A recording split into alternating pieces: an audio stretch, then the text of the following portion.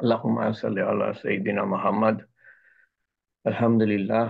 আসসালাতু আসসালামু আলা রাসূলুল্লাহ সাল্লাল্লাহু আলাইহি ওয়াসাল্লাম। ইন্নাল তাদের হামদা পাশে আল্লাহুম্মা ইন্না করবা গেলে নাস্তাইনুকা এদের ওয়া কাউকে দরকার। নাস্তাগফিরুকা ওয়া নু'মিনু বিকা ওয়া নাতাওয়াক্কালু আলাইকা ওয়া নাউযু বিল্লাহি মিন শুরুরি আনফুসিনা ওয়া মাই ইউদ্লিল ফালা হাদিয়া লাহু ইলাহা ইল্লাল্লাহু ওয়াহদাহু লা শারীকা লাহু ওয়া আশহাদু আন্না মুহাম্মাদান আবদুহু ওয়া রাসূলুহু। আমার কথা শোনা যাচ্ছে না মনে হয়। আমি দেখি কোথায় সমস্যাটা। কথা শোনা যাচ্ছে না, কথা শোনা যাচ্ছে না। একটু আমি বের করার চেষ্টা করি।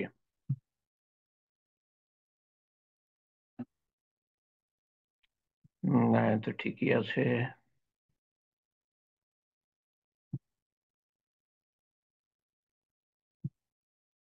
হ্যাঁ, ঠিক আছে।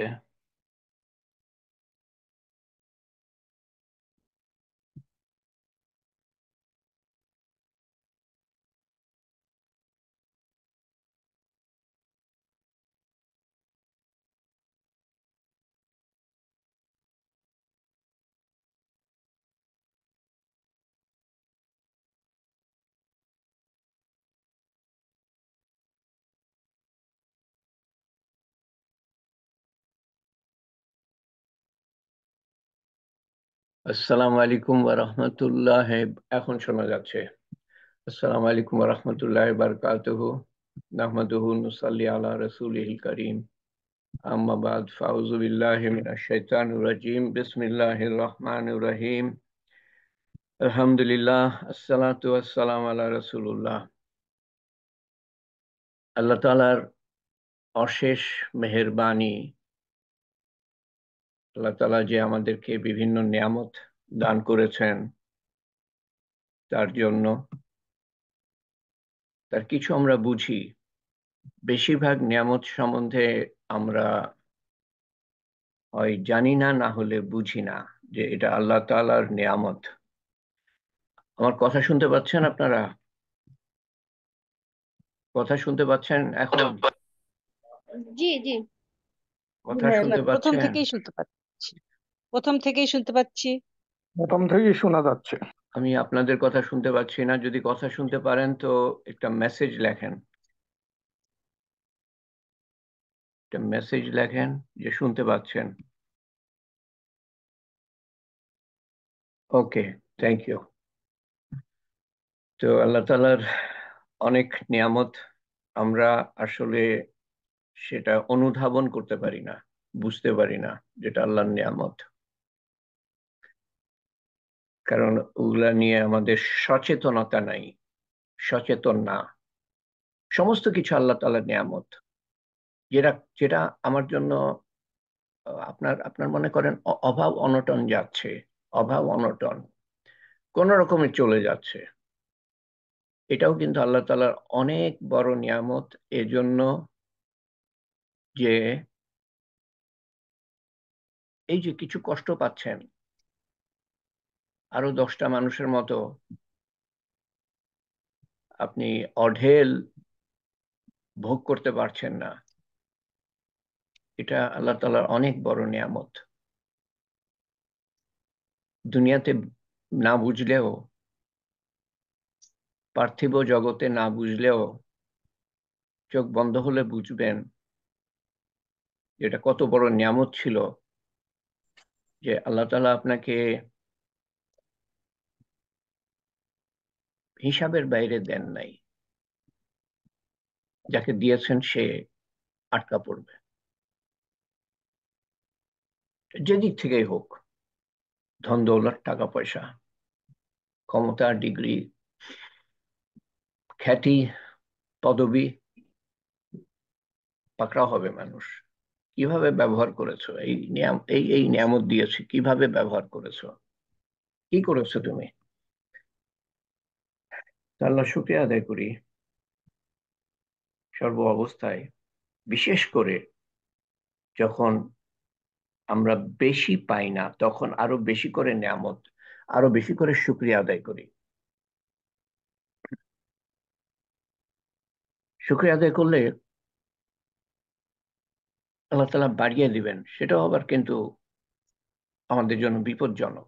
সেজন্য দোয়া করা উচিত, আল্লাহ যেটুক হলে আমার চলে যায় সেটুক তুমি দাও, আর বাড়তি যেটা আমাকে দাও সেটা যেন যার জন্য দিয়েছো তাকে পৌঁছানোর তৌফিক দান দান করো।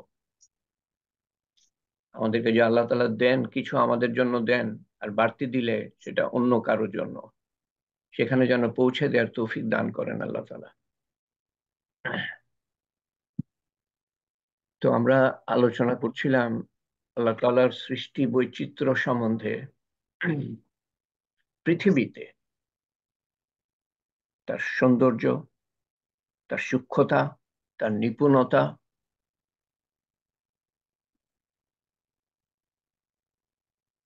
তো এর আগে আমরা আলোচনা করেছি সাধারণভাবে পৃথিবীর সম্বন্ধে, তারপরে জিন সম্বন্ধে, যদিও জিনরা পৃথিবীতে বাস করে না কিন্তু তারা পৃথিবীতে আসে। তারপরে সরি, ফেরেশতা। তারপরে আলাপ করেছি জিন সম্বন্ধে, তারপরে মানুষ সম্বন্ধে আলোচনা গতবার করেছি, এবং আজকে জন্তু জানোয়ার সম্বন্ধে, গতবারই জন্তু জানোয়ার সম্বন্ধে আলোচনা করতে যাচ্ছিলাম কিন্তু মানুষ সম্বন্ধে কিছু কথা বাকি থেকে গিয়েছিল, সেগুলো আলাপ করতে গিয়ে মানুষের যে যে আকার আকৃতি, যে এর মধ্যে হিকমত, সেই সম্বন্ধে আলোচনা করতে গিয়ে বিজ্ঞতা, সূক্ষ্মতা। তো জন্তু জানোয়ার সম্বন্ধে শুরু করা সম্ভব হয় নাই। এর আগে যেটা বলেছিলাম সেটা হলো যে প্রত্যেকটা আল্লাহর সৃষ্টি প্রত্যেকটা থেকে আলাদা, সব দিক দিয়ে আলাদা। বাইরের আকার আকৃতি, ভিতরের গঠন, সৃষ্টি, সব দিক দিয়ে আলাদা। মাথার থেকে নিয়ে পায়ের আঙ্গুল পর্যন্ত মানুষের জন্য আলাদা, এমনকি জন্তু জানোয়ারের জন্য আলাদা, জন্তু জানোয়ারের জন্য আলাদা।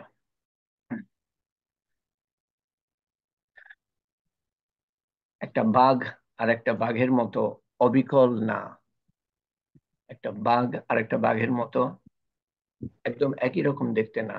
এখানে আমি চারটে ছবি, পাঁচটা বাঘের আপনাদের সামনে তুলে ধরছি। এই যে এই বাঘটা এবং এই বাঘটা দেখে মনে হয় একই, কিন্তু আমি খুব ভালো মতো খেয়াল করেছি, আপনাদের হয়তো এত খেয়াল করার সময় থাকবে না। আমি খুব ভালো মতো খেয়াল করেছি এদের মধ্যে তফাৎ আছে। তারপরে এই যে মুখটা দেখেন, আর এই মুখটা দেখেন, দ্বিতীয় মুখের মধ্যে ক্রোধ, ক্রোধ দেখেন। মানুষের মধ্যে এরকম ক্রোধ থাকে, আপনার আমার মধ্যেও আছে, কিন্তু ওটা লুকিয়ে আছে, সুপ্ত। সেটা যখন মানুষ নিয়ন্ত্রণ করতে না পারে, তো গত 15-16 বছর ধরে যা দেখেছেন, বা না দেখে থাকলে এখন যা শুনতে পাচ্ছেন, সেরকম অবস্থা হয় যখন কতিপয় মানুষ জন্তু জানোয়ারের থেকেও অধম, তখন জন্তু জানোয়ার থেকেও অধম হয়ে যায় যখন জন্তু জানোয়ারের স্বভাব চরিত্র অনুকরণ করে। আর আমাদেরকে পাঠানো হয়েছে রাসূলুল্লাহ সাল্লাল্লাহু আলাইহি সাল্লামের স্বভাব আচরণ অনুকরণ করার জন্য, এবং সেটা আমরা অনুকরণ করতে পারলে, রপ্ত করতে পারলে, প্রদর্শন করতে পারলে ফেরেশতার থেকে উত্তম। আর সেটা না পারলে, তার উল্টা গুণাবলী অনুকরণ করলে আমরা জন্তু জানোয়ারের থেকেও অধম। এখানে এই এই ছবিটা এই জন্য আমি নিয়েছি যে দেখেন, বাঘের পিঠে একটার বাচ্চা, বাঘকে দেখে মানুষ ভয় পায়, আল্লাহকে ভয় পায় না, কিন্তু বাঘকে ভয় পায়। স্রষ্টাকে ভয় পায় না, কিন্তু সৃষ্টিকে ভয় পায়। বাঘ কেন? এমন মানুষ আছে যে বিড়ালকে দেখলে ভয় পায়, আরশোলাকে দেখলে ভয় পায়। আছে। পোকামাকড় ভয় পায়, সাপ বিচ্ছু তো কথাই নাই। আহ, তো বাঘকে দেখে ভয় পায়, কিন্তু দেখেন বাঘের বাচ্চাটা কি আহ নিশ্চিন্ত মনে পিঠে বসে আছে, এবং সমস্ত আদর যত্ন তার বাচ্চার জন্য, যেমন একটা মা তার বাচ্চার জন্য আদর যত্ন দেখায়, এই হিংস্র বাঘও তার মধ্যেও আদর যত্ন আছে। আল্লাহ তালাই দিয়েছেন। আমাদের প্রতি হিংস্র, কিন্তু তার বাচ্চার প্রতি, বাচ্চাকে যদি আপনি কোনো ক্ষতি করেন, বাচ্চা আপনার উপর ঝাঁপিয়ে পড়বে। যেমন মায়ের বাচ্চার কোনো ক্ষতি করলে মা সাধ্য মতো বাচ্চাকে রক্ষা করার চেষ্টা করবে তরফ থেকে।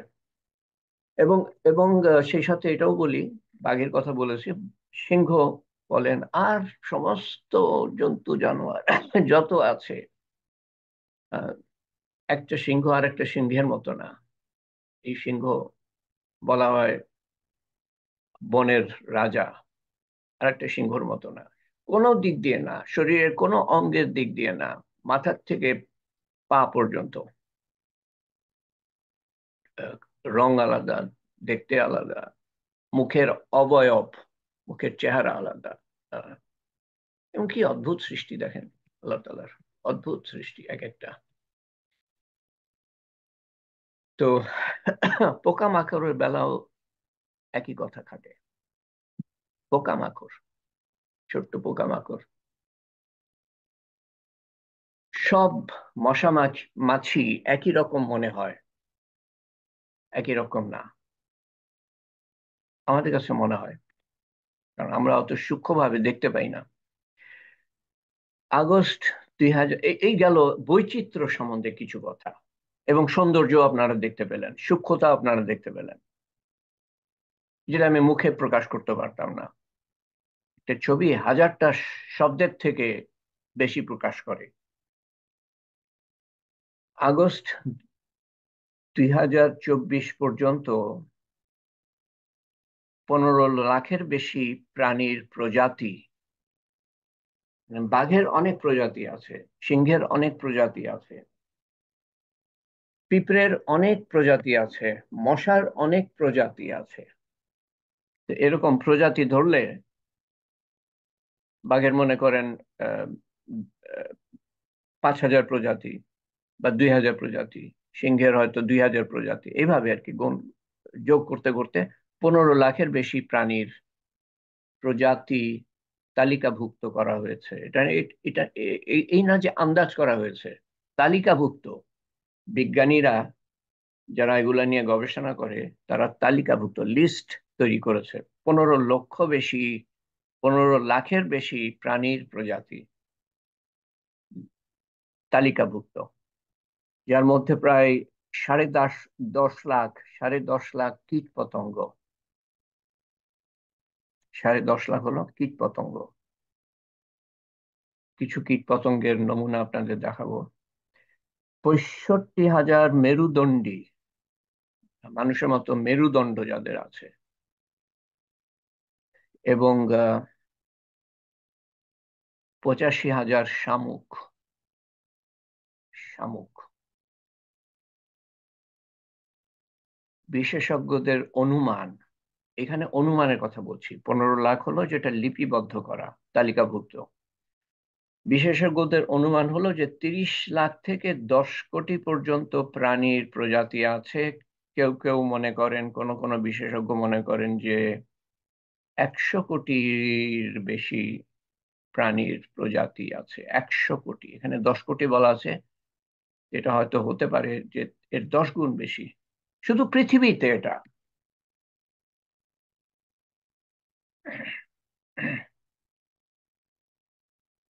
30 লাখ থেকে 10 কোটি, বেশিরভাগের বেশিরভাগ বিশেষজ্ঞদের অনুমান।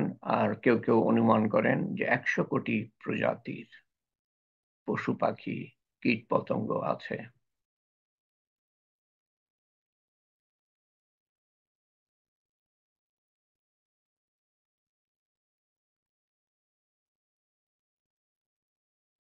তো কীট পতঙ্গের কিছু আপনাদের নমুনা আমি দেখাবার চেষ্টা করব ইনশাআল্লাহ। তারপরে কীট পতঙ্গের পরে একটু মনে রাখবেন মেরুদণ্ডী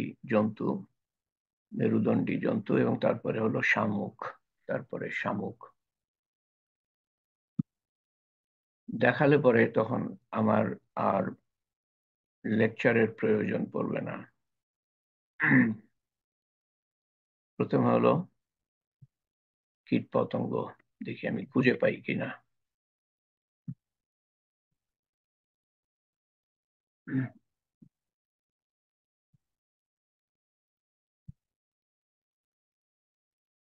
না, চলো মেরুদণ্ড যাদের আছে তাদের, আচ্ছা এটাই দেখাই আগে। মেরুদণ্ড আছে,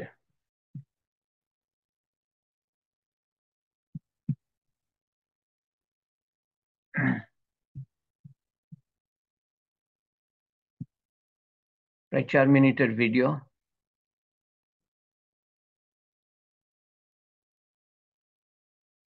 সাউন্ড দিতে হবে।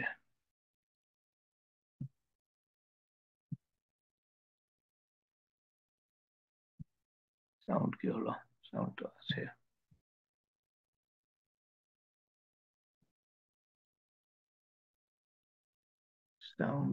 সাউন্ড কি হলো?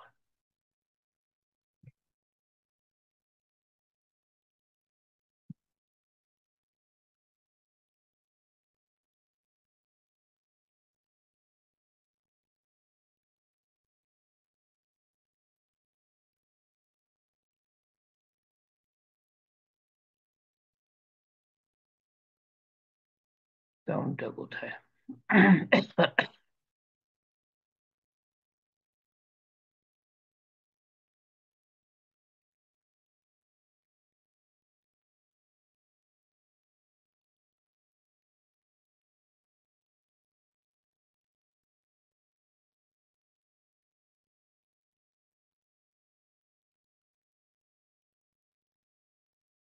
আমি সাউন্ডটা বাড়াতে পারছি না।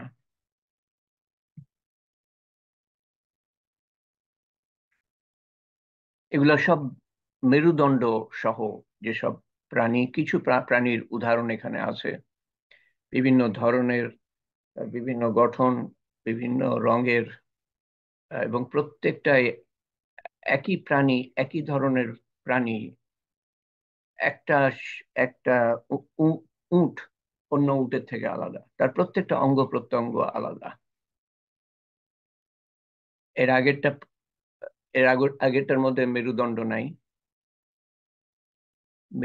মাছের মধ্যেও মেরুদণ্ড আছে। এটা হাতির মেরুদণ্ড এবং হাড্ডি গুড্ডি। জেব্রা,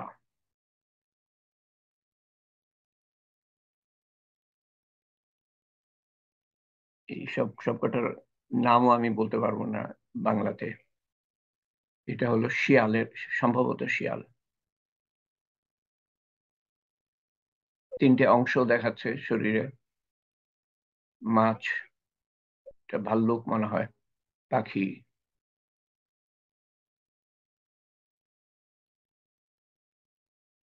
এবং তাদের যে মেরুদণ্ড, তা বিভিন্ন ভাবে নড়াচড়া করতে পারে এবং তারা দৌড়াতে পারে, হাঁটতে পারে, লাফ দিতে পারে।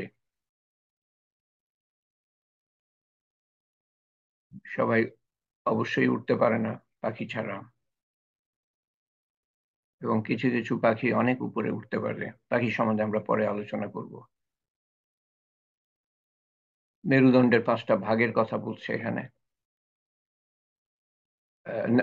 সরি, মেরুদণ্ড সহ যে জন্তু জানোয়ার 5টা ধরনের। মাছ একটা রেপটাইল, মানে সাপের মতো। তারপরে উভয়চর, মাটিতে মাটিতে থাকে, আবার পানিতেও থাকতে পারে। পাখি আরেক ধরনের। এবং হাতির মতো, ম্যামাল বলে, বা মানুষের মতো যারা। তো 5 ধরনের। পেঁচা, সাদা, সাদা, কি বলে ওটাকে, ভাল্লুক, শীত শীত প্রধান দেশে বাস করে।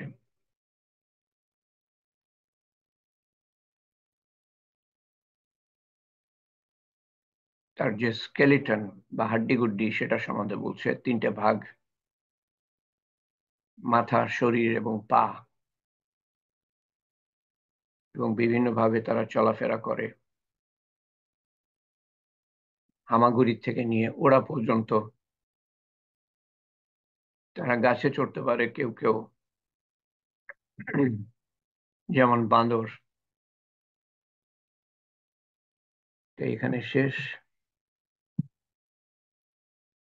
পরেরটা দেখি কি।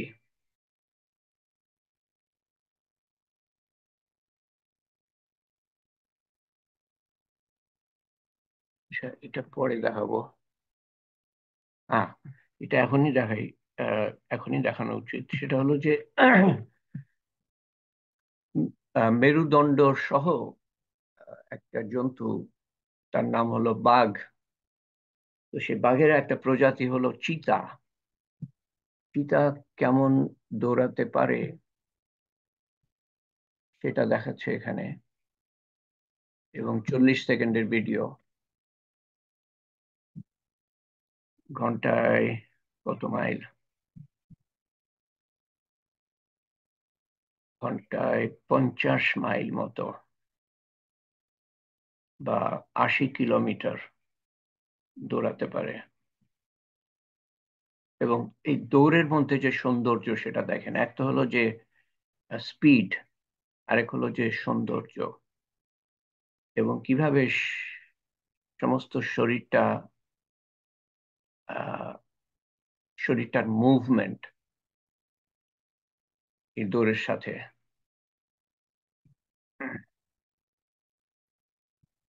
পরেরটা এটা আর দেখাবো না। তারপরে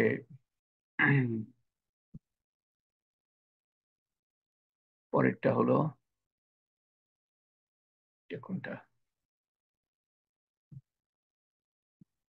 advertisement, mammals educational video. Mammals এটা তো দেখেছি মনে হয় আমরা।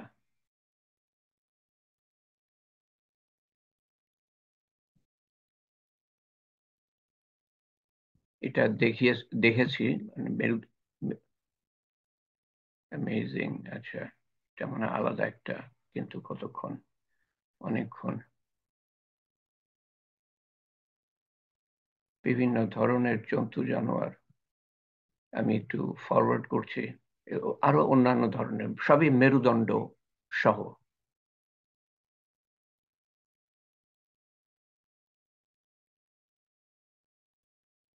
কিছু আগেও দেখেছি আমরা।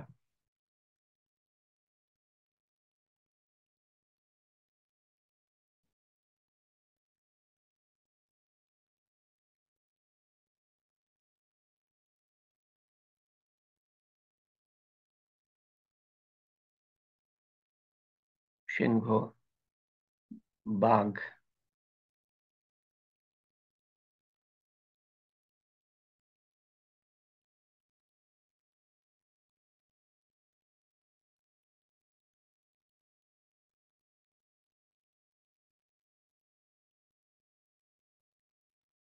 চার পায়ে যারা চার পায়ে যারা দৌড়ায়।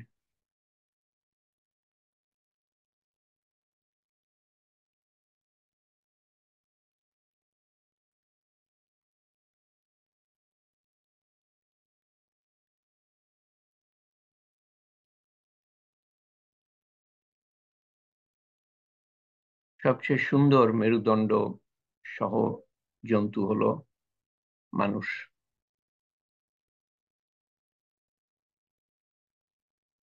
আর তারা কিভাবে খাওয়া দাওয়া করে,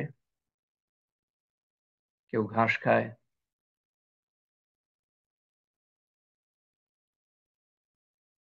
ঘোড়া, ভেড়া, উট, গরু ঘাস খায়। আর কিছু আছে যারা, আচ্ছা, এই যে খায়, তারপরে হজম হয় কোথায়, কিভাবে কিভাবে পেটের মধ্যে যায়।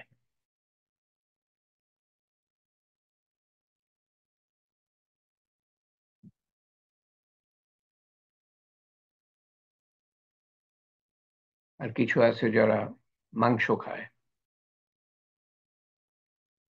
বাঘ, কালো বাঘ।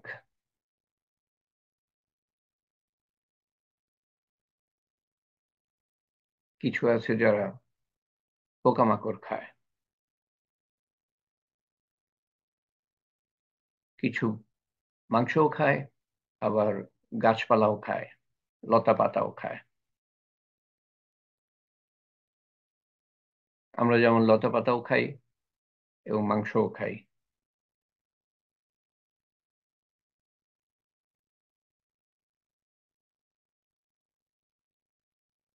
ছোটবেলায় মানে মানে জন্ম হওয়ার পরে তারা দুধ খায়, মায়ের দুধ খায়।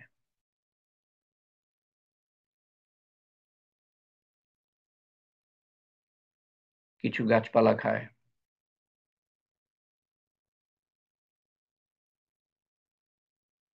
এখানেই শেষ এটার। আরেকটা আছে,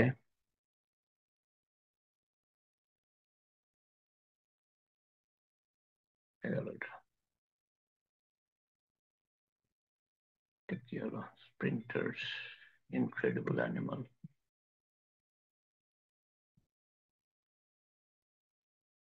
আমি যে ভুলটা করছি সেটা সেটা যেন না হয়, সেটা কিভাবে ইয়ে করবো, ক্যান্সেল।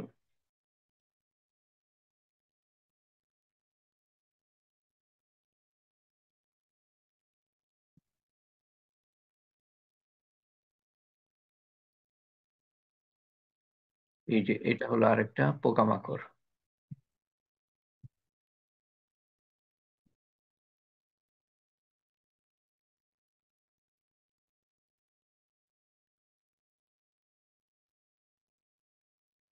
শব্দটা আনতে পারলাম না আমি।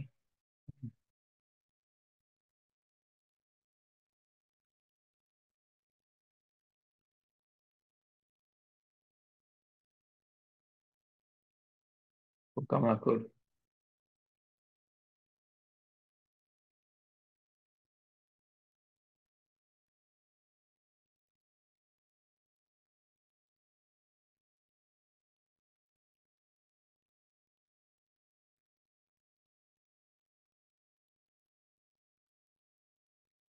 এখানে 16টা পোকামাকড় আছে।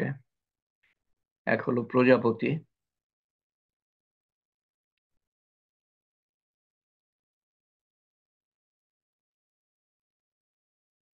ফুল থেকে রেণু গ্রহণ করে।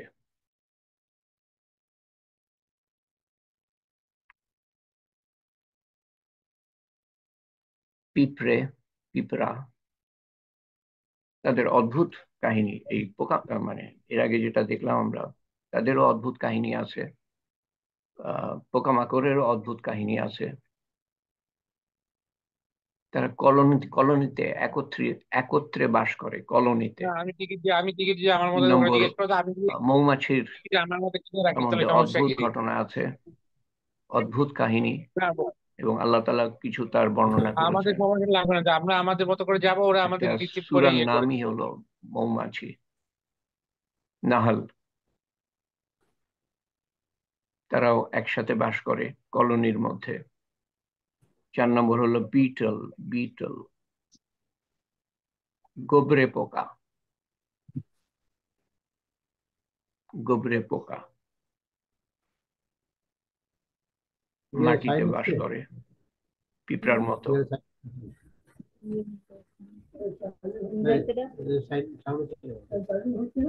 হ্যাঁ,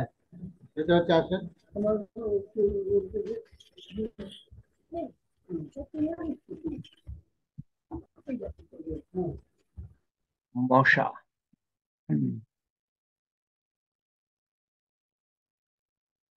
মশা ঝাঁকে ঝাঁকে।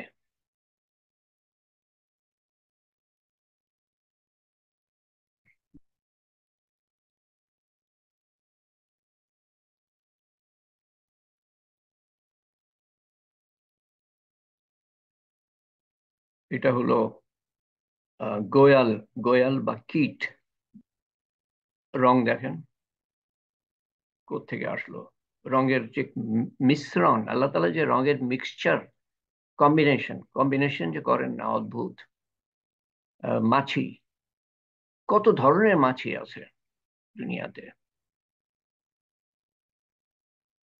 মাছির কথা আল্লাহ তাআলা কোরআন শরীফে বলছেন যে দুনিয়ার মূল্য, এটা এটা কোরআন শরীফে নাকি হাদিসে, হাদিসে, দুনিয়ার মূল্য যদি মাছির পর বরাবরও হতো, তো তাহলে আল্লাহ তাআলা আহ কাফের মুশরিকদের এক মুঠ পানি পর্যন্ত দিতেন না। ছারপোকা, ছারপোকা, তারপরে হলো ফড়িং। আমরা ছোটবেলায় ফড়িং দেখতাম, এখন তো দেখা যায় গ্রামের দিকে। ড্রাগন ফ্লাই, ড্রাগন ফ্লাই হলো গঙ্গা ফড়িং, এক ধরনের ফড়িং। প্রত্যেকের কিন্তু অত্যন্ত অদ্ভুত এবং শৃঙ্খলাবদ্ধ জীবন। স্পাইডার, মাকড়সা, একটা সূরার নাম হলো সূরা মাকড়সা, মাকড়সা। আনকাবুত, মাকড়সা। আর দুটো আছে, মাকড়সা, তারা যে মাকড়সার জাল বনে অদ্ভুত কৌশলে। ককরোচ, আরশোলা, ককরোচ দেখেও মানুষ ভয় পায়, আরশোলা। এবং প্রত্যেকের কিন্তু অদ্ভুত দিক হলো যে প্রত্যেকের একটা উপকারিতা আছে, তাদের একটা কাজ আছে, তাদের সৃষ্টির পিছনে একটা উদ্দেশ্য আছে। উদ্দেশ্যবিহীন আল্লাহ তাআলা কিছু সৃষ্টি করেন না। এবং শেষ হলো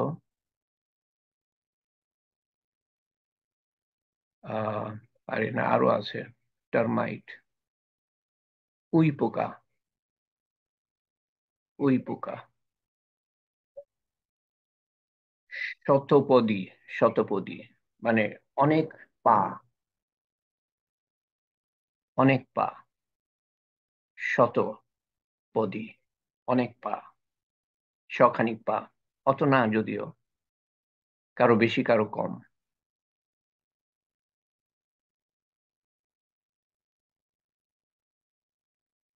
প্রত্যেকের উপকারিতা আছে, যা হয়তো আমরা বুঝি না, অনেকের উপকারিতা।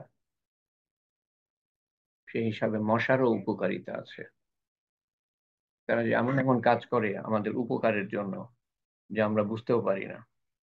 আমাদের কামড় দেয় ঠিকই। শেষ হলো বিচ্ছু, বিচ্ছু।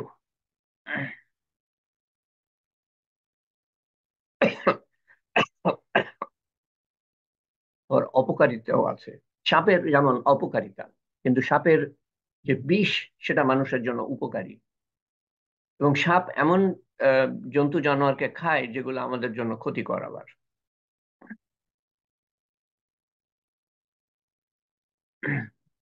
বিচ্ছুর অপকারিতা আছে, কিন্তু উপকারিতাও আছে।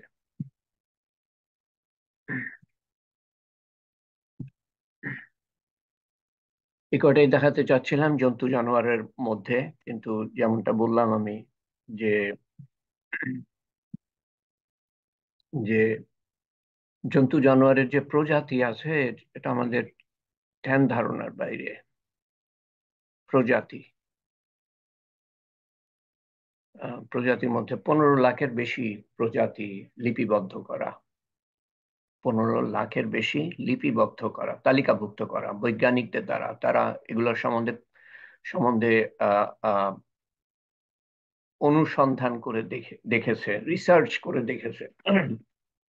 এবং অনুমান যেটা করা হয়, সেটার সংখ্যা হলো যে 30 লাখ থেকে 10 কোটি, এবং হতে পারে 100 কোটি। 100 কোটি শ্রেণীর প্রজাতি আছে পৃথিবীতে। তো আজকে এটুকুই থাক। আপনাদের আমি আনমিউট করে জিজ্ঞেস করব সেই আয়াতটার কথা, বা সেই আয়াতগুলোর কথা সবকটা বলতে হবে না, সেই আয়াতগুলার কথা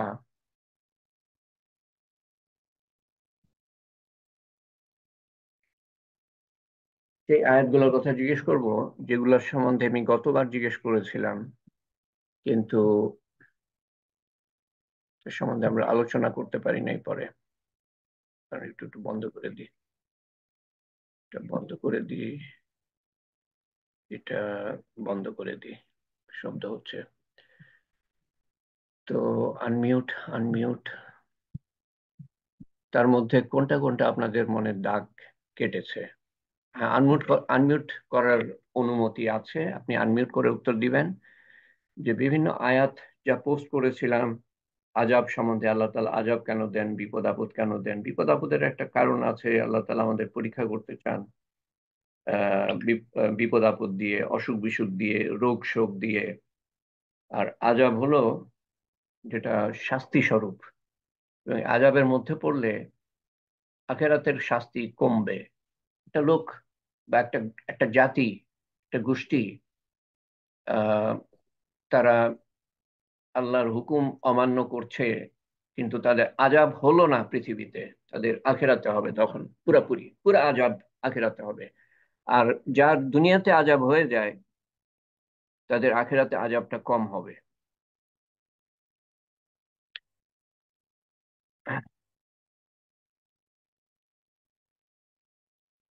তো যেই আয়াতগুলো আমি পোস্ট করেছিলাম, আমার প্রশ্ন ছিল এর মধ্যে যেটা আপনার মনে দাগ কেটেছে সেটার সম্বন্ধে আপনি সেটা উল্লেখ করবেন, যে এই আয়াতটা আমার মনে দাগ কেটেছে।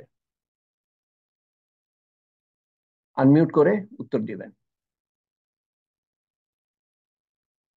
পুরো আয়াত আসসালামু বলার আলাইকুম। দরকার নাই, ওটার ভাব অর্থ, ওটার ভাব অর্থ বললেই হবে।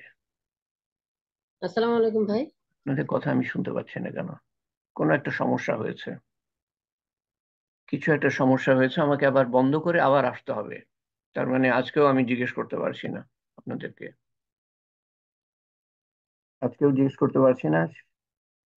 আহ, তাহলে আমাকে দুটো কথা বলতে হবে। এক হলো যে গতবার একটা আয়াত সম্বন্ধে আমি বলছিলাম, একটা আয়াত সম্বন্ধে বলছিলাম যে আল্লাহ তাআলা জালেম বাদশাহ কখন নিয়োজিত করেন, এবং সে সম্বন্ধে বলতে গিয়ে আমি বলছিলাম যে আহ জালেম বাদশাহ সম্বন্ধে আমি বলছিলাম যে আল্লাহ তাআলা আমাদের উপর জালেম বাদশাহ নিয়োজিত করেন যখন আমরা খারাপ হয়ে যাই। তো তার অর্থ কিন্তু এটা না যে সবাই খারাপ হয়ে যায়, তার অর্থ হলো যে বেশিরভাগ মানুষ খারাপ হয়ে যায়। এবং আপনারা আশেপাশে তাকালে এটা অবশ্যই বুঝতে পারবেন যে আমাদের মধ্যে খারাপই কতটা। এবং সেটা বোঝাতে গিয়ে আমি বলেছিলাম যে যার ক্ষমতা থাকে, যার ধন দৌলত থাকে, যার ডিগ্রি থাকে, যার খ্যাতি থাকে, যার পদবি থাকে, সে খারাপই করার চেষ্টা করে। তো এটা বলতে আমি অবশ্যই বোঝাই নাই যে সবাই করে, সবাই করে না।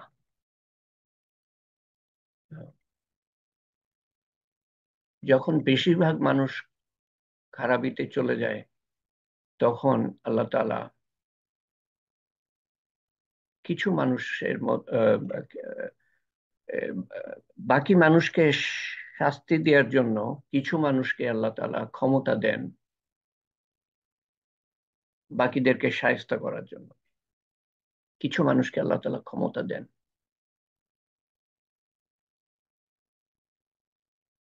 এবং সেটাই আমি মনে করি আমাদের সাথে হয়েছিল। 6 নম্বর সূরার 29 নম্বর আয়াতে আল্লাহ তাআলা বলছেন এই কথাটাই। আমি তোমাদের মধ্যে থেকে যখন খারাপই বেড়ে যায়, তোমাদের মধ্য থেকে কিছু মানুষকে আমি ক্ষমতা দিই অন্যদের উপরে, অন্যদের গোনার কারণে, অন্যদের গোনার কারণে কিছু মানুষকে আমি ক্ষমতা দিই। ক্ষমতা দেওয়ার ফলে কি হয়? এরাও খারাপ, যাদের হাতে ক্ষমতা আছে। তো সেই ক্ষমতার ক্ষমতা ক্ষমতার যে কি বলে এটাকে, আহ ক্ষমতা থেকে যে জিনিসটা হয় সেটা হলো যে ক্ষমতা মানুষকে খারাপিতে নিয়ে যায়, এবং যত ক্ষমতা পায় তত খারাপই করে। পাওয়ার করাপ্টস, and absolute power corrupts absolutely. ক্ষমতা আহ, মানুষকে খারাপ করে দেয়। এবং যদি কারো নিরঙ্কুশ ক্ষমতা থাকে, যেমনটা ছিল কিছুদিন আগেও, তো সে সীমাহীন খারাপিতে চলে যায়। তর্জমা আমি ঠিক মতো করতে পারলাম না, শব্দ আসছে না আমার মাথার মধ্যে। তো যখন কিছু মানুষ ক্ষমতা পায় তখন তারা ক্ষমতা ব্যবহার করে অন্যদের উপরে। আল্লাহ তাআলা কেন সেই তৌফিকটা দেন? কারণ অন্যরা খারাপ, তার মধ্যে ব্যতিক্রম থাকবে, তারাও শাস্তি পেতে পারে, কিন্তু আখেরাতে তাদেরকে আল্লাহ তাআলা বদলা দিয়ে দিবেন তাদের শাস্তির জন্য, তারা যে শাস্তি পেয়েছে। এবং এই লোক যাদেরকে ক্ষমতা দেওয়া হয়েছিল এরাও খারাপ। এরা যেহেতু ক্ষমতার অপব্যবহার করেছে, মানুষকে অত্যাচার অনাচার করেছে, নির্যাতন করেছে, গুম করেছে, খুন করেছে, আত্মীয় স্বজনের উপরেও কিন্তু জুলুম গিয়েছে। তো এরা যে করছে, যারা করছে, তাদের দুনিয়াতে শাস্তি কিছু হলেও বা না হলেও আখেরাতে হবে। দুনিয়াতে যেটুকু হলো বাকিটা আখেরাতে হবে, বা দুনিয়াতে শাস্তি হয় নাই, আখেরাতে হবে। ওকে, যখনই মানুষ বলতো গত 15 বছরে যে এটা হচ্ছে ওটা হচ্ছে, আমি একটা কথাই খালি বলতাম যে ধৈর্য ধারণ করো বা করেন, এর শেষ আমরা দেখব। কিন্তু এটা আমি সবসময় বলেছি যে কিভাবে যে শেষ হবে আমরা বলতে পারবো না। হয়তো মনে করছে যে আমার অসীম ক্ষমতা, আমি কিভাবে উৎখাত, আমি কিভাবে ক্ষমতাচ্যুত হব? কোনো তো উপায় নাই ক্ষমতাচ্যুত হওয়ার। আমার পাশে আমার বড় একজন ভাই আছে, আমাকে রক্ষা করবে যে কোনো সময়। কিন্তু আল্লাহ তাআলা যখন রক্ষার হাত উঠিয়ে নেন তখন কেউই রক্ষা করতে পারে না। বড় ভাই বাপ থাকলেও রক্ষা করতে পারবে না। তো শিক্ষা আমরা অনেক পেয়েছি, এখন যেটা যদি মনে রাখতে পারি আমরা, মানুষ ভুলে যায়। এবং এইসব মানুষ সম্বন্ধে আল্লাহ তাআলা বলেন, আমরা যেন তার মধ্যে না পড়ি। এসব মানুষ সম্বন্ধে আল্লাহ তাআলা বলেন যে বিপদে পড়লে এরা আল্লাহকে ডাকে, এবং বিপদ যখন দূর হয়ে যায় তখন তারা আল্লাহ থেকে বিমুখ হয়ে যায়, এবং এমন আচরণ করে যে তারা যেন আল্লাহকে চেনেই না, তারা যেন আল্লাহকে চেনেই না। বিপদ দূর হয়ে গেলে আল্লাহ থেকে বিমুখ হয়ে যায় এবং এমন আচরণ করে যেন তারা আল্লাহকে চেনেই না। এরকম মানুষের পরিচয় পাবেন আপনারা। কিন্তু আল্লাহর সাথে, আপনার সাথেও নিশ্চয় করেছে। আপনি সাহায্য করেছেন, তারপর দেখা গেল আপনাকে চেনেই না। বড় সাহায্য করেছেন, বড় বিপদ থেকে উদ্ধার করেছেন, তারপর দেখা গেল যে সে এমন আচরণ করছে যে আপনাকে চেনেই না। আর খারাপির মধ্যে সবচেয়ে বড় খারাপই হলো, খারাপির কথা বললাম শিরক বাদ দিয়ে, শিরক তো সবচেয়ে বড়, এতে কোনো সন্দেহ নেই। দাওয়াতের মেহনত তো বাদ দিলাম আমি, সেটা না করার বড় কবিরা গুনাহ দাওয়াতে মেহনত। কারণ এটার কারণেই আল্লাহ তাআলা আপনাকে আমাকে সর্বশ্রেষ্ঠ উম্মত হিসাবে আখ্যায়িত করেছেন। তো সবচেয়ে বড় কাজটা যদি আমি না করি, তো তাহলে তো আমি সবচেয়ে বড় দোষ করলাম। আপনার কাজের মানুষকে আপনি 10টা কাজ দিয়ে গেলেন, এবং বললেন যে এই 10 নম্বর কাজটা হলো সবচেয়ে গুরুত্বপূর্ণ। আপনি এসে দেখলেন যে সে 9টা করেছে, কিন্তু 10 নম্বর কাজটা সে করে নাই, আপনি ক্ষেপে যাবেন।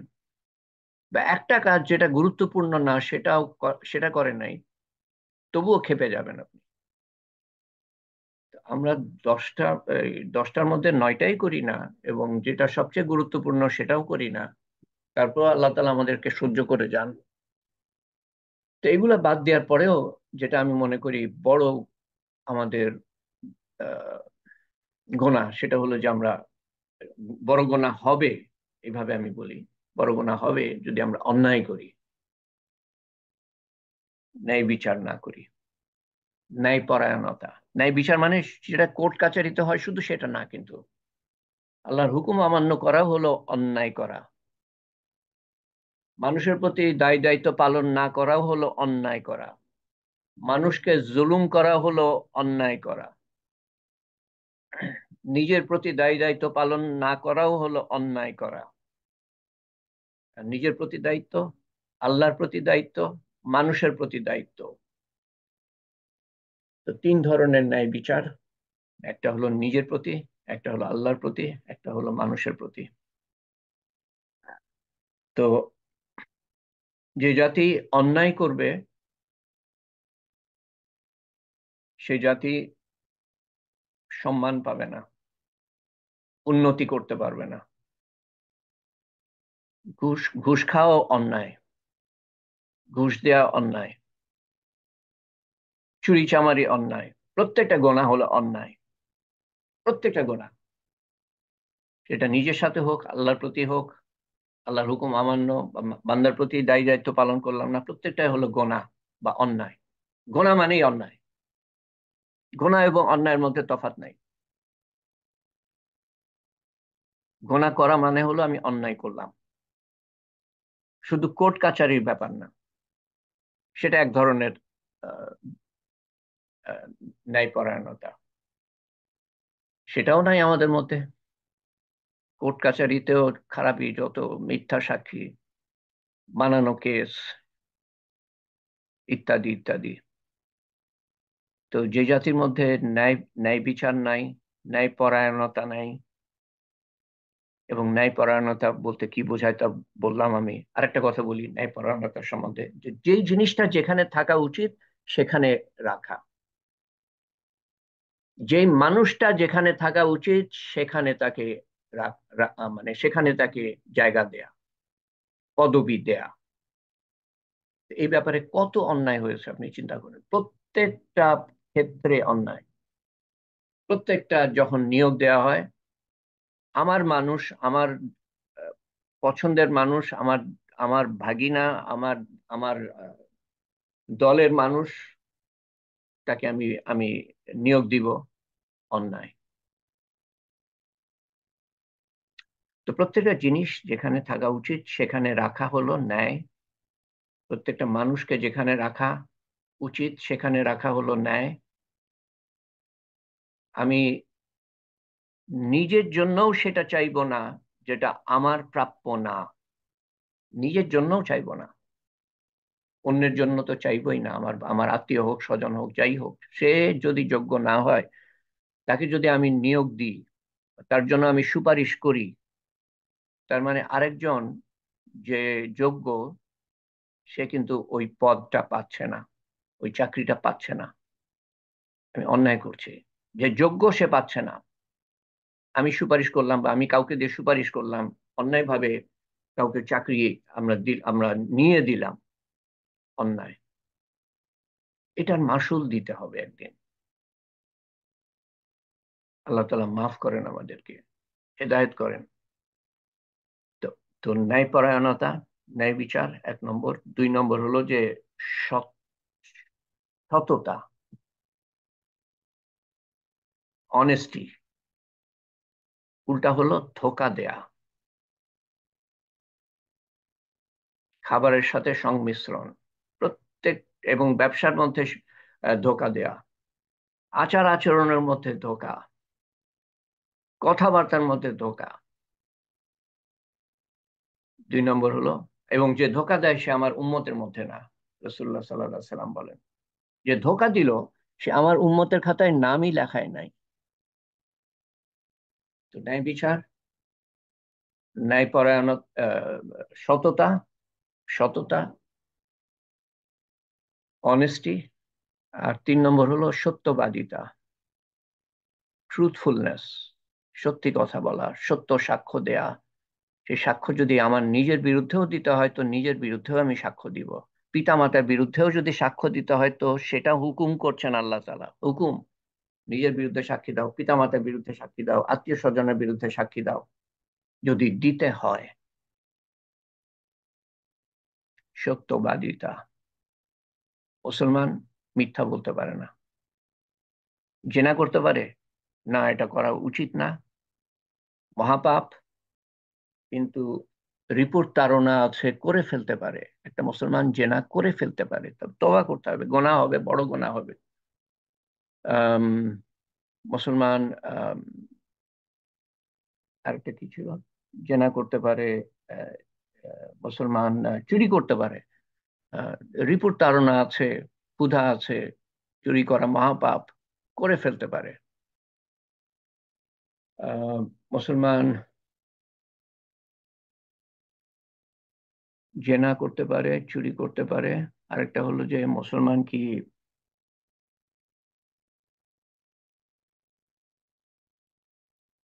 3 নম্বরটা কি? তো তিনটের ব্যাপারে রাসূলুল্লাহ সাল্লাল্লাহু আলাইহি ওয়াসাল্লাম বললেন। আর এটা মানে এরকম যে মুসলমান কৃপণ হতে পারে, কোনো না কোনো হাদিসে আছে এটা, কৃপণ হওয়া। তারপরে আরেকটা হলো যে আহ, মুসলমান কি কৃপণ হতে পারে, মুসলমান কি উনি বলেন যে হ্যাঁ হতে পারে, মুসলমান কি, আর বাকিগুলো মনে পড়ছে না এই মুহূর্তে। তো তারপরে ওনাকে জিজ্ঞেস করা হলো মুসলমান কি মিথ্যা বলতে পারে, উনি বলেন যে না, মিথ্যা বলতে পারে না, মিথ্যা বলতে পারে না। দুটো কি তিনটে ক্ষেত্রে বলতে পারে, অনুমতি আছে আমার জানা মতে 3টে ক্ষেত্রে, 3টে, তাছাড়া বলতেই পারে না। কেন, এটা আমাদের মধ্যে অহরহ লেগে আছে।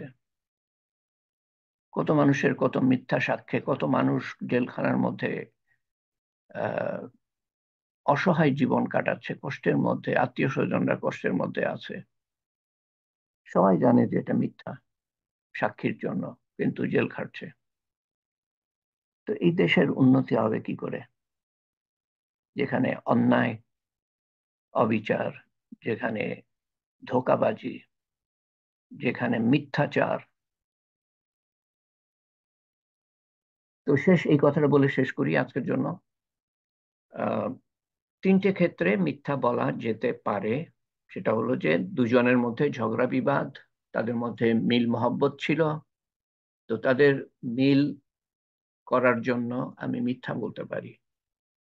ওই লোক তো আপনার সম্বন্ধে কত ভালো কথা বলে, আপনি তার সাথে কথা বলেন না, আর অপর লোকের কাছে গিয়ে আমি একই কথা বলতে পারি, তাদের মধ্যে মিল মিলমিশ করার জন্য। দ্বিতীয়ত, যুদ্ধের ময়দানে বলতে পারে আহ, শত্রু সংখ্যা কত, তখন আমি মিথ্যা বলতে পারি, আমাদের সংখ্যা অনেক, তুমি পারবা না আমাদের সাথে, এই ধরনের মিথ্যা, ভুল তথ্য, সত্যি তথ্য না দেয়া আর কি। আর 3 নম্বর, আহ, স্ত্রীকে খুশি করার জন্য, যে এই শাড়িটার দাম হলো 10,000 টাকা, যদি আমি কিনেছি 5,000 টাকা দিয়ে, এই ধরনের মিথ্যা বলা যেতে পারে, কারো ক্ষতি হচ্ছে না এটাতে। আল্লাহ তাআলা আমাদের বোঝার তৌফিক দান করেন। তো দোয়া, একটা বিশেষ দোয়া আছে, বিশেষ দোয়া বলতে একজন ইন্তেকাল করেছেন। আমি সাধারণত বিশেষ দোয়া বলতে যেখানে কোরআন খতম করা হয়েছে, কোরআন খতমের পরের দোয়াকে আমি বিশেষ দোয়া বলে থাকি। তো সেটা না, একজন ইন্তেকাল করেছেন আমাদের অত্যন্ত, এই আজকে কত বছর হয়ে গেল, আমি আহ, একদম প্রথম থেকে না, কিন্তু 4 বছর ধরে আছে আমাদের সাথে একটা পরিবার, বৃহৎ পরিবার। তাদের ফুপু ইন্তেকাল করেছেন, তাদের ফুপু ইন্তেকাল করেছেন। তো মনোয়ারা সুলতানা, ইন্না লিল্লাহি ওয়া ইন্না ইলাইহি রাজিউন। তো ফুপুর জন্য দোয়া করতে বলেছেন, এবং কিছু আমল যা করেছেন। হ্যাঁ, এখানে কোরআন খতম আছে একটা, কোরআন খতম আছে একটা, এক খতম কোরআন 25,000 লা ইলাহা ইল্লাল্লাহ, 25,000 বার, 20,000 বার সূরা ইয়াসিন, ও আল্লাহ, 20,000 বার সূরা ইয়াসিন, 200 বার সূরা ইখলাস, 200 বার সূরা ইখলাস। এটা আমরা বেগম মনোয়ারা সুলতানার রুহের উপরে বক্সে দিব, এবং আল্লাহ তাআলার কাছে আমরা অনুরোধ করব, আল্লাহ তাআলার কাছে অনুরোধ করব আমাদের আপনজন প্রিয়জন এর উপরেও যেন একই সওয়াব আল্লাহ তাআলা বকশে দেন।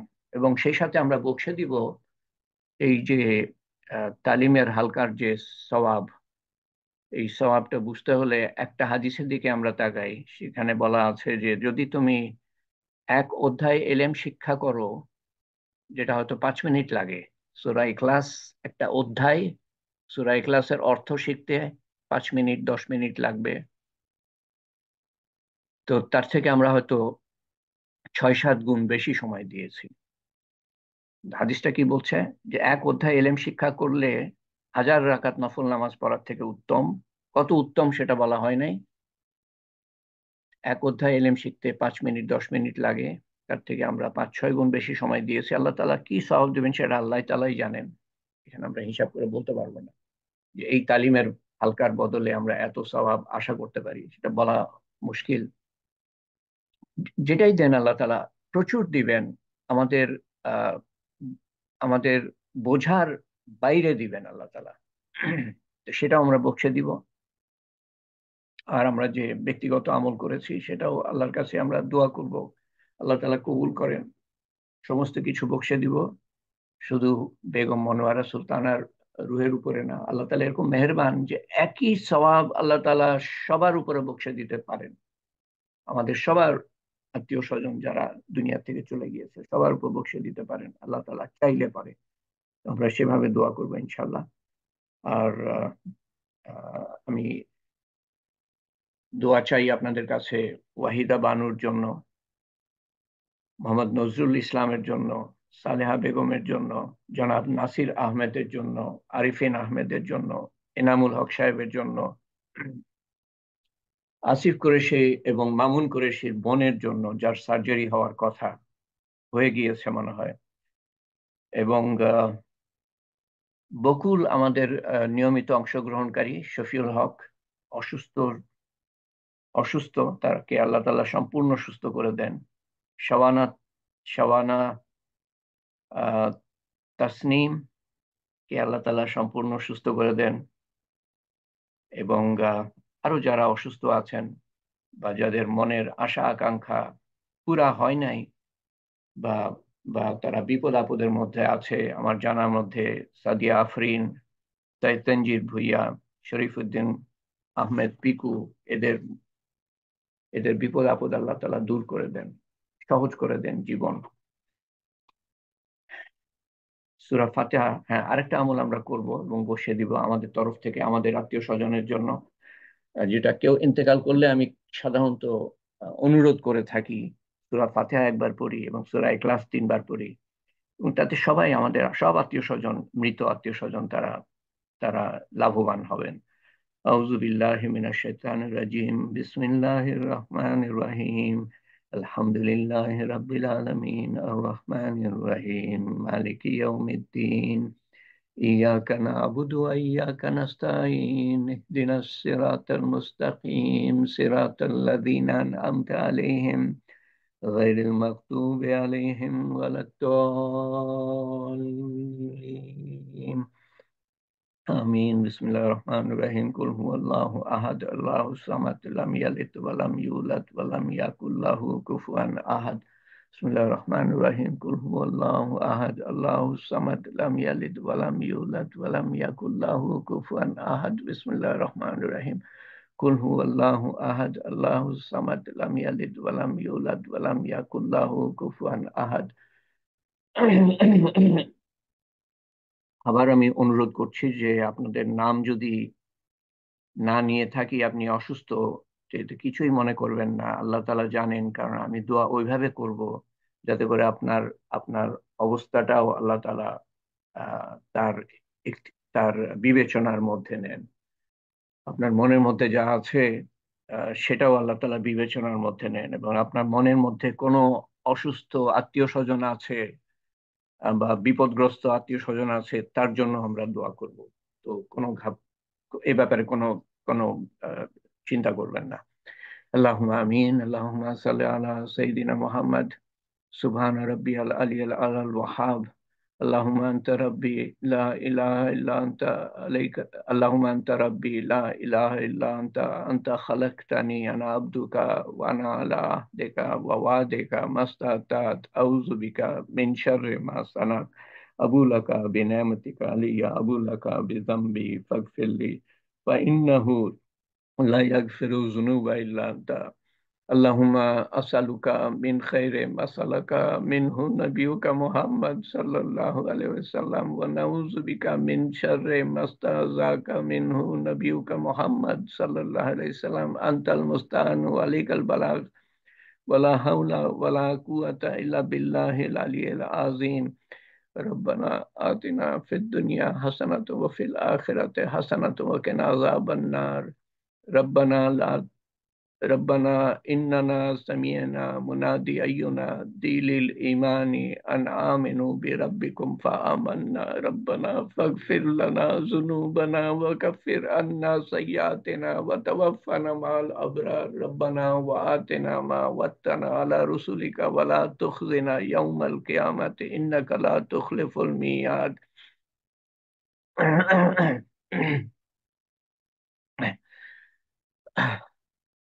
اللهم إنك عفو تحب العفو فاعف عنا. ربنا ظلمنا أنفسنا وإن لم تغفر لنا وترحمنا لنكونن من الخاسرين. ربنا لا تزغ قلوبنا بعد إذ هديتنا وهب لنا من لدنك رحمة إنك أنت الوهاب. يا أرحم الراحمين، يا راحم المساكين، يا ذي القوة المتين। হে পাক পরওয়ারদিগার, হে পাক পরওয়ারদিগার, তুমি অশেষ মেহেরবান, তাই আমরা হাত তুলতে পেরেছি তোমার কাছে, তাই আমরা কিছু কথা শুনতে পেরেছি আল্লাহ, তুমি তৌফিক দিয়েছো বলে আল্লাহ, তাই আমরা কিছু আমল করতে পেরেছি আল্লাহ, তুমি তৌফিক দিয়েছো বলে আল্লাহ। হে পাক পরওয়ারদিগার, তুমি যখন এতটা মেহেরবানি করে আমাদের এই তৌফিক দিয়েছো, এইসব তৌফিক দিয়েছো আল্লাহ, তুমি আমাদের খালি হাতে ফিরিয়ে দিও না আল্লাহ। আমরা যা কিছু আমল করতে পেরেছি ব্যক্তিগতভাবে বা সমষ্টিগতভাবে আল্লাহ, তুমি সমস্ত কিছুর ভুল ভ্রান্তি সত্ত্বেও তোমার শাহী দরবারে কবুল করে নিও আল্লাহ, কবুল করে নিও, আমাদেরকে কবুল করে নিও, আমাদের সমস্ত গুনাহ খাতা মাফ করে দিও এবং তার বদলে নেকি লিখে দিও, এবং আমাদেরকে গুনাহ থেকে দূরে দূরে রেখো, যেমন তুমি পূর্ব থেকে পশ্চিম দূরে রাখো। তুমি আমাদের গুনাহ খাতা মাফ করে দিও আল্লাহ, আমাদেরকে কবুল করে নিও আল্লাহ, আমাদেরকে পুরা দিনের জন্য কবুল করে নিও, পুরা দিন বোঝার তৌফিক দান করো, পুরা দিনের উপর আমল করার তৌফিক দান করো, এবং যতটুকু আমল তৌফিক তুমি আমাদের বর্তমানে দিয়েছো প্রত্যেকটা যেন আমরা অত্যন্ত আন্তরিকভাবে, অত্যন্ত সুন্দরভাবে তোমার সামনে পেশ করতে পারি আমরা, এবং প্রতিটা দিন যেন আরো উন্নততর আমল তোমার সামনে পেশ করতে পারি। এভাবে পেশ করতে করতে, তোমার কবুলিয়াত পেতে পেতে, হেদায়েতের দরজা সমূহ খুলতে খুলতে যেন আমরা পুরা দিনে দাখিল হয়ে তারপরে তোমার সন্তুষ্টি অর্জন করার পরে সর্বোত্তম দিনে, সর্বোত্তম ক্ষণে, সর্বোত্তম স্থানে যেন আমাদের রূহ দুনিয়ার থেকে, দুনিয়ার মায়া ত্যাগ করে, দুনিয়ার মায়া যেন আমাদের না জড়ায়, দুনিয়া থেকে তোমার কাছে হাজির হয় কলেমা সহ, এবং শয়তানের শেষ চেষ্টা ব্যর্থ করে দিয়ে এমন অবস্থায় যখন তুমি আমাদের উপর গর্বিত ফেরেশতাদের কাছে আমাদের প্রতিটা মুহূর্তে রক্ষা করো আমাদের শত্রুর থেকে, চারিদিকে শত্রু আল্লাহ, এবং আমাদেরকে কে তুমি তোমার রহমত এবং মাগফিরাত এবং হেফাজত এবং হেদায়েতের চাদরে আবৃত রেখো প্রতিটা মুহূর্তে আল্লাহ। আমাদের দেশবাসীকে আবৃত রেখো আল্লাহ, হেফাজত করো, রক্ষা করো। ন্যায়, সততা, সত্যবাদিতা, সমস্ত সুন্দর গুণাবলী আমাদেরকে দিও, দেশবাসীকে দিও, উম্মতকে দিও। উম্মতকে তোমার তোমার রহমতের চাদরে আবৃত রেখো এবং আমাদের ভবিষ্যৎ বংশধরকে আবৃত রেখো আল্লাহ। সমস্ত মানুষকে হেদায়েত দিও এবং যাদের কপালে হেদায়েত নাই তারা আমাদের ধ্বংস করতে প্রস্তুত, ধ্বংস করার জন্য তারা পরিকল্পনা করছে, চেষ্টা করছে আল্লাহ। আমাদের ধ্বংস করার আগে তুমি তাদের ধ্বংস করে দিও আল্লাহ, যদি তাদের কপালে হেদায়েত না থাকে আল্লাহ। হে পাক পরবর্তীকার, যত মানুষ কষ্টের মধ্যে, বিপদের মধ্যে, অভাব অনটনের মধ্যে আছে, তুমি তাদের কষ্ট, বিপদ, অভাব অনটন দূর করে দিও। যারা নির্যাতনে আছে তাদের নির্যাতন দূর করে দিও আল্লাহ। যেখানেই হোক, যেই হোক, তাদের নির্যাতন দূর করে দিও। তুমি ছাড়া কোনো ক্ষমতা ক্ষমতাধর নাই আল্লাহ, তুমি ছাড়া কোনো মাবুদ নাই, তুমি ছাড়া কোনো রক্ষাকারী নাই, তুমি ছাড়া কোনো মাগফিরাতকারী নাই, ক্ষমাকারী নাই, হেফাজতকারী নাই আল্লাহ, দয়াশীল নাই তুমি ছাড়া আল্লাহ। তুমি এক নিমিষের মধ্যে সমস্ত আমাদের সমস্যার সমাধান করে দিতে পারো আল্লাহ। হে পাক পরবর্তীকার, তুমি আমাদের সমস্ত আমল কবুল করে নিয়ে আল্লাহ তোমার শাহী দরবারে কবুল করে তার সওয়াব রাসূল করিম সাল্লাল্লাহু আলাইহি সাল্লামের রূহ মুবারকের কাছে পৌঁছে দিও এবং তার সওয়াব পৌঁছে দিও।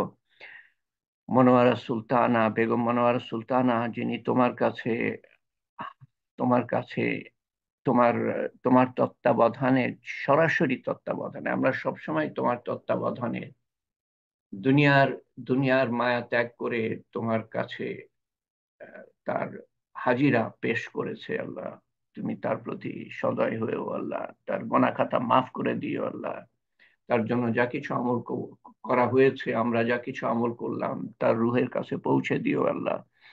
কবরের আযাব মাফ করে দিও, কবরকে প্রশস্ত করে দিও, কবরকে নূর দিয়ে পরিপূর্ণ করে দিও, কবরকে জান্নাতুল ফেরদৌসের বাগান বানিয়ে দিও এবং আমাদের আপনজন, প্রিয়জন, নিকটজন যারা কবরে শায়িত, তাদের কবরের আযাব মাফ করে দিও, কবরকে প্রশস্ত করে দিও, কবরকে নূর দিয়ে পরিপূর্ণ করে দিও, কবরকে জান্নাতুল ফেরদৌসের বাগান বানিয়ে দিও এবং আমরা যখন কবরে যাব আমাদের প্রতিও তোমার সর্বোত্তম ব্যবহার দেখিও। আমরা যখন কিয়ামতের দিন হাজিরা দিব আপনজন, প্রিয়জন সহ তোমার সর্বোত্তম ব্যবহার দেখিও। যখন দাঁড়িপাল্লা বসানো হবে ওজনের জন্য, তখন তোমার সর্বোত্তম ব্যবহার দেখিও। নেকির পাল্লা ভারী করে দিও। যখন পুলসিরাত পাড়ি দিতে হবে আল্লাহ, তোমার সর্বোত্তম ব্যবহার দেখিও। চোখের নিমেষে পুলসিরাত পার করিয়ে দিও এবং বিনা হিসাবে জান্নাতুল ফেরদৌসে দাখিল করো আল্লাহ। তোমার আতিথেয়তা চাই আমরা আল্লাহ। তোমার হাবিব সাল্লাল্লাহু আলাইহি সাল্লামের সান্নিধ্য চাই আমরা আল্লাহ। হে পাক পরওয়ারদিগার, আমাদের এই মেহনত কবুল করো, কিয়ামত পর্যন্ত জারি রেখো। যারা মেহনত করছে তোমার দ্বীনের জন্য, তাদের মেহনত কবুল করো, তাদের তৌফিক বাড়িয়ে দিও, আমাদের তৌফিক বাড়িয়ে দিও। হে পাক পরওয়ারদিগার, তোমার শান মতো চাওয়া হয় নাই, তোমার শান মতো দান করো। তোমার শান মতো হেফাজত চাওয়া হয় নাই, তোমার শান মতো হেফাজত করো এবং আমাদের মনের আশা আকাঙ্ক্ষা, আমাদের মনের চাওয়া কবুল করে নিও। যদি পৃথিবীর জন্য মঙ্গলজনক হয়, না হলে তার বদলা আখেরাতে দিও। আখেরাতের জন্য যা চাই আমরা তার থেকে বেশি দিও। আমাদের বিপদ আপদ দূর করে দিও, আমাদের অসুখ বিসুখ দূর করে দিও। আমাদের অন্তরে যাদের কথা আছে বিপদগ্রস্ত বলে বা অসুস্থ বলে, তাদের বিপদ এবং অসুস্থতা দূর করে দিও আল্লাহ। আমাদের সবাইকে কবুল করো আল্লাহ, হেদায়েতের দরজা সমূহ খুলে দিও আল্লাহ। এই এই এলেম শিক্ষার যেন আমরা মৃত্যু পর্যন্ত করতে পারি আল্লাহ, পুরা দিন যাতে জানতে পারি, পুরা দিন যাতে মানতে পারি। তোমার শান মতো চাওয়া হয় নাই, তোমার শান মতো দান করো। তোমার শান মতো হেফাজত চাওয়া হয় নাই, তোমার শান মতো হেফাজত করো।